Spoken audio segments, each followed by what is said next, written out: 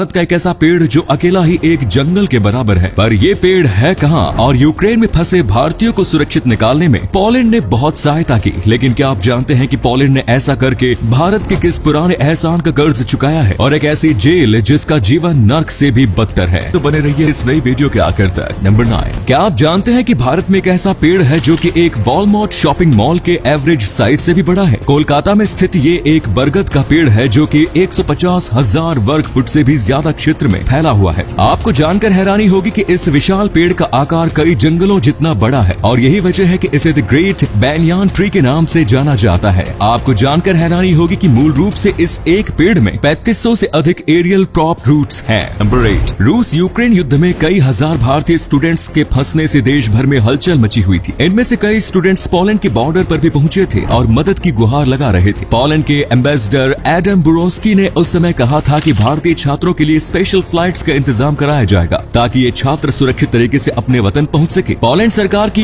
इस मदद के चलते सोशल मीडिया पर कई भारतीय यूजर्स पोलैंड प्रशासन की तारीफ करने लगे। लेकिन क्या आप जानते हैं कि आज पोलैंड जो काम भारत के लिए कर रहा है वही काम कई दशक पहले एक भारतीय राजकुमार पोलैंड के लिए भी कर चुके हैं। सेकेंड वर्ल्ड वॉर के दौरान राजकुमार रंजीत सिंह ने हजारों पोलिश बच्चों और महिलाओं को अपने यहाँ शरण दी थी। आपको जानकर हैरानी होगी कि उस वक्त भारत सूखे की मार से जूझ रहा था, लेकिन इसके बावजूद रंजीत सिंह ने पोलैंड के लोगों की मदद की थी, और यही वजह है कि आज 80 साल बाद पोलैंड ने उस एहसान को लौटाया है। इसी कमाल के फैक्ट पर प्लीज वीडियो को लाइक कर दीजिए। नंबर 7, किसी भी देश का कानून मुजरिम को सजा देने के लिए या तो उसे मृत्यु दंड देता है या फिर कारावास की सजा सुनाता है। वैसे तो हर जेल बेहद ही दर्दनाक होती है, मगर आज हम आपको ब्लैक डॉल्फिन जेल के बारे में बताने जा रहे हैं, जिसे दुनिया के सबसे खतरनाक जेलों में से एक माना जाता है। दक्षिणी रूस के ओरेनबर्ग शहर में स्थित इस जेल का नाम ब्लैक डॉल्फिन है। रूस और कजाकिस्तान के बॉर्डर पर स्थित इस जेल के बाहरी हिस्से में डॉल्फिन की एक मूर्ति भी है, जिसे जेल में रह रहे कैदियों ने ही बनाया था। इस जेल में बेहद ही सख्त तरीके से निगरानी रखी जाती है, जिसकी वजह से आज तक कोई भी कैदी इस जेल से फरार नहीं हो पाया है। इस जेल में करीब 700 कैदी हैं, जिन्होंने कुल 3500 हत्याएं की है। जेल के कमरे की बात अगर करें तो इस 50 स्क्वायर फुट के सेल में 2 कैदी रहते हैं, जिन्हें आराम करने यानी बैठने की इजाजत नहीं होती है। जब तक सोने का समय नहीं आता तब तक ये खड़े होकर अपना पूरा दिन बिताते हैं। इस जेल में कैमरे की सहायता से कैदियों पर नजर रखी जाती है। हर सेल का रास्ता स्टील के 3 मजबूत दरवाजों से होकर जाता है, जिसमें मौजूद छोटी सी खिड़कियों से कैदियों को खाना दिया जाता है। इन कैदियों को बाहर निकाला नहीं जाता, और अगर किसी कारण निकाला भी जाए तो आंखों पर पट्टी और हाथों में हथकड़ी और कमर से झुककर इन्हें ले जाया जाता है। इन्हें सीधे होकर चलने की भी इजाजत नहीं है। ऐसा करने पर कैदियों को अंदाजा नहीं लग पाता कि जेल की बनावट कैसी है या फिर यहाँ कौन सी चीजें हैं। आपको बता दें कि इस जेल में केवल आजीवन कारावास प्राप्त मुजरिमों को रखा जाता है, जिनके लिए ये जगह किसी नरक से कम नहीं है। दोस्तों अब आपके लिए एक पहेली है। स्क्रीन पर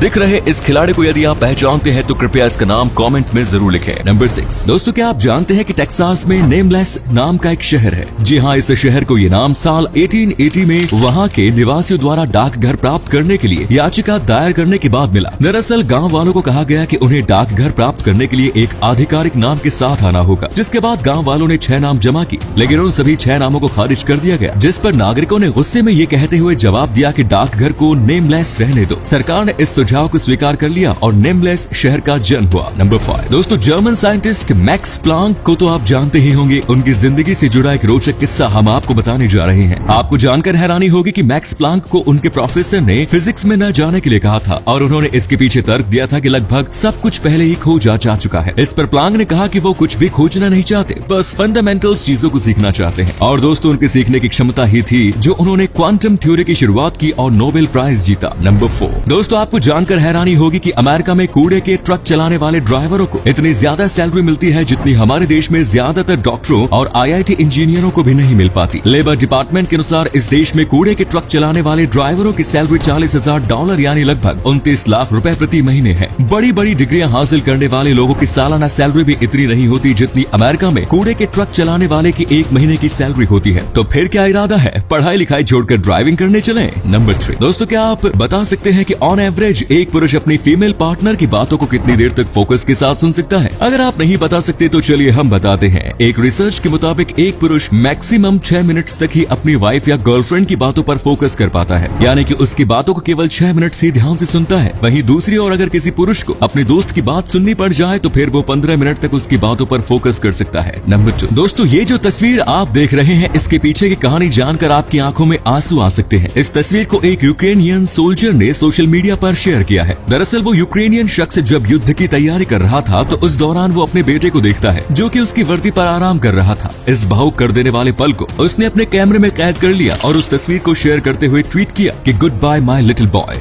आई hope to see you the other time I survive. दोस्तों हमारी तो ईश्वर से यही प्रार्थना है कि ईश्वर इन सभी को सुरक्षित रखे। नंबर 1, रूस और यूक्रेन के बीच युद्ध की वजह से भारत को भी बड़ी कीमत चुकानी पड़ रही है। इस युद्ध की वजह से डॉलर के मुकाबले रुपए में गिरावट जारी है। पिछले दिनों भारतीय रुपया अमेरिकी डॉलर के मुकाबले इतिहास के सबसे निचले स्तर 77 रुपए के स्तर पर जा गिरा। तो दोस्तों ये थे कुछ अमेजिंग फैक्ट्स। वीडियो को शेयर जरूर करें दोस्तों ताकि आपके दोस्त और जानने वाले भी जान सके कि आप कितने नॉलेजेबल वीडियोस देखते हैं।